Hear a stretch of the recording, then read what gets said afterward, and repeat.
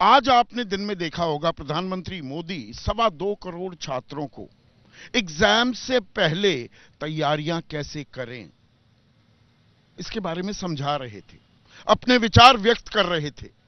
ये एग्जाम से पहले की पाठशाला थी, लेकिन पटना में, बिहार में राजनीति की एक अजब और गजब पाठशाला भी चल रही है। और इस पाठशाला में भी बहुत सारे सबक हैं और इम्तिहान की तैयारी की भी बात इससे जुड़ी हुई है। आप कहेंगे कौन से इम्तिहान? 24 के इम्तिहान, 24 का लोकसभा चुनाव, और उसके चलते समीकरण यहां पर बिल्कुल बदल गए हैं। आज हमें 3 तस्वीर देखने को मिली। 9वीं बार मुख्यमंत्री पद की शपथ लेने के बाद बिहार में सरकार बदलती है, विपक्ष सत्ता पक्ष में आ जाता है, सत्ता पक्ष विपक्ष में चला जाता है, लेकिन मुख्यमंत्री नीतीश कुमार ही बने रहते हैं, बरकरार रहते हैं। तो उन्होंने पहली कैबिनेट की बैठक की आज। दूसरी बड़ी खबर, ईडी ने बुलाया लालू प्रसाद यादव को लैंड फॉर जॉब स्कैम में पूछताछ के लिए। यहां से कुछ ही दूरी पर है पटना में ईडी यानी कि प्रवर्तन निदेशालय का दफ्तर, और 7 घंटे से ज्यादा बीत चुके हैं। लालू प्रसाद यादव से लगातार पूछताछ जारी है। परिवार कह रहा है, उनकी बेटी मीसा भारती जो सांसद भी हैं, कि अगर मेरे पिताजी को कुछ हो गया तो इसके लिए सरकार जिम्मेदार होगी, और ये डरा रहे हैं। हम डरने वाले नहीं हैं, शेर अकेला हो गया हो लेकिन कमजोर नहीं हुआ है, ये रोहिणी आचार्य ने, एक और बेटी है लालू प्रसाद यादव की, उन्होंने जोड़ दिया। जबकि सम्राट चौधरी जो कि उप मुख्यमंत्री अब बन गए हैं बिहार के, वो कहते हैं लालू भ्रष्ट हैं, भ्रष्टाचार उनका गहना है, तो कार्रवाई तो होगी। लेकिन इस कार्रवाई में अब आरजेडी की तरफ से लालू की सेहत का तकाजा भी दिया जा रहा है कि लालू प्रसाद यादव, आप जानते हैं किडनी ट्रांसप्लांट हुआ, अब इतनी देर उन्हें क्यों बिठाया जा रहा है? हम कहीं भाग कर नहीं जा रहे, कल फिर आ जाएंगे। वैसे कल पूर्व उप मुख्यमंत्री तेजस्वी यादव वो भी पूछताछ का सामना करते दिखाई देंगे। ईडी ने उन्हें कल पूछताछ के लिए बुलाया है। तो ईडी की कार्रवाई में फिर से सक्रियता आ रही है। और एक दिलचस्प घटना हुई, इंडिया गठबंधन से जुड़ी हुई। दिल्ली में 10वां समन दिया गया। हेमंत सोरेन जो कि झारखंड के मुख्यमंत्री हैं, उनके घर ईडी गई, उनका कोई अता पता नहीं लगा। तो हेमंत सोरेन कहां हैं? अब बीजेपी तंज कस रही है। निशिकांत दुबे कह रहे हैं कि इनका तो पता ही नहीं, कहां गायब हो गए। गायब हो गए या राजनीतिक कार्रवाई के रूप में भी देखा जा रहा है ईडी की कार्रवाई को। यह दूसरी तस्वीर। और तीसरी तस्वीर, आज राहुल गांधी की भारत जोड़ो न्याय यात्रा किशनगंज में यानी कि बिहार में, जिस राज्य में राजनीतिक पाठशाला चल रही है इस वक्त, यहां पहुंचे।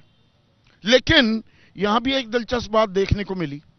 राहुल गांधी ने मणिपुर का जिक्र किया, जातिगत जनगणना का जिक्र किया, सामाजिक न्याय का जिक्र किया, लेकिन जो सत्ता में परिवर्तन हुआ और जो इंडिया के रचयिता थे वो इंडिया को बीच मझधार में छोड़कर निकल लिए, एनडीए के साथ हो लिए।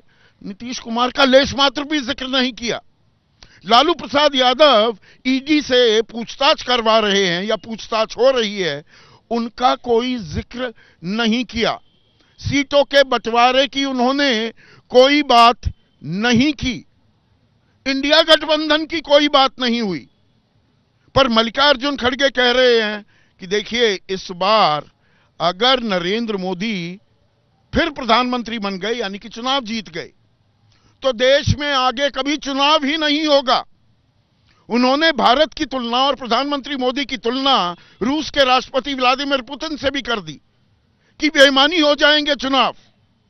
जयराम रमेश कह रहे हैं कि देखिए, हमें कोई फर्क नहीं पड़ता कि नीतीश कुमार चले गए, वो तो गिरगिट थे ही, लगातार रंग बदल रहे थे, इससे कोई नुकसान नहीं होगा। अरविंद केजरीवाल ने भी सुर में सुर मिलाया। अरविंद केजरीवाल कह रहे हैं कि ये आचरण नीतीश कुमार का सही नहीं है, इससे इंडिया और मजबूत होगा, एनडीए के बुरे दिन आ जाएंगे, एनडीए कमजोर होगा। अब उनका क्या आकलन है, इंजीनियर हैं, आईआईटी में पढ़े हैं खड़गपुर में, वो कौन सी थ्योरम, राजनीतिक थ्योरम इजाद कर रहे हैं, ये तो खैर अरविंद केजरीवाल ही बेहतर समझा पाएंगे। पर इस पाठशाला में एक और अध्याय इस बात को लेकर भी जुड़ता अब दिखाई दे रहा है कि ममता बनर्जी ने कह दिया अकेला चलो, मैं तो अकेले चुनाव लड़ूंगी। अरविंद केजरीवाल ने, बाकी जगह उनकी बात चल रही है, लेकिन पंजाब जहां 13 सीटें हैं वहां उन्हीं के सहयोगी और पंजाब के मुख्यमंत्री भगवंत मान ने कह दिया हम तो 13 की 13 सीटों पर लड़ेंगे। अखिलेश यादव भी कोप भवन में बैठे हैं, मुंह फुलाए बैठे हैं। एकतरफा घोषणा कर दी थी कि 11 सीटों का समझौता हो गया, 11 सीटों पर कांग्रेस लड़ेगी। कांग्रेस ने कहा अभी बातचीत जारी है। मैंने अपने सूत्रों से बात की समाजवादी पार्टी में, वो बोले 1 हफ्ते से हम इंतजार कर रहे हैं, सूची भेजी हुई है, शीर्ष नेतृत्व की तरफ से कोई संपर्क, कोई बातचीत हो ही नहीं रही। अखिलेश सीधा चाहते हैं कि राहुल गांधी से बात होनी चाहिए। उनका यह भी मानना है कि यह कोई वक्त है भारत जोड़ो यात्रा पर निकलने का, यहां पर इंडिया जोड़ने की बात होनी थी, सीट बंटवारे की बात होनी थी, वो अपनी यात्रा पर निकले हुए हैं। लेकिन ये जो कांटे हैं गठबंधन में, अब वो महाराष्ट्र भी पहुंच गए हैं। वहां पर शिवसेना, उद्धव ठाकरे गुट जो है, वो कह रहा है कि हम तो 23 सीटों पर लड़ेंगे। 2019 में शिवसेना ने बीजेपी के साथ गठबंधन किया था, 25 पर बीजेपी लड़ी थी और 23 पर शिवसेना, कि हम तो 23 सीटों पर लड़ेंगे। कांग्रेस कह रही है सबसे बड़ी ताकतवर और सबसे बड़ी विपक्षी दल तो आज की तारीख में महाराष्ट्र में हम हैं। तो ये हम साथ साथ हैं भी क्या, इंडिया की गत क्या है? पर सीटों के बंटवारे का पेच क्या बिहार में भी आकर एनडीए को परेशान करने वाला है? 17 सीटें पिछली दफा बीजेपी ने लड़ी, 17 जेडीयू ने, 6 गई थी एलजेपी के खाते, तो 17-17 हुई। तो एलजेपी 2 फाड़ हो चुकी है, उपेंद्र कुशवाहा हैं, जीतन राम मांझी हैं, बहुत सारे लोग हैं। किस किस को कैसे अकोमोडेट किया जाएगा, ये अपने आप में कुछ ऐसे सवाल हैं जो इस पाठशाला की जो कार्यक्रम है उसमें शामिल हो गए हैं। ऐसे में आज का सीधा सवाल, गद्दी गई, ईडी आई, 24 की तीखी हुई लड़ाई और गठबंधन में बड़े कांटे, खिसियाया इंडिया, नीतीश को डांटे। जैसे ही घड़ी का काटा दोपहर 2:30 पे आए, बबीता जी का दिल सास बहू साजिश के लिए मचल जाए। और ये है इनकी बहू, पूरे दिन ऑफिस की टेंशन हो जाए गॉन जब ये करें अपना फेवरेट शो फ्री टाइम पे ऑन। इनकी तरह आप भी देखें अपना फेवरेट शो अपने टाइम पर और डाउनलोड कीजिए एबीपी लाइव ऐप अपने स्मार्ट टीवी पर।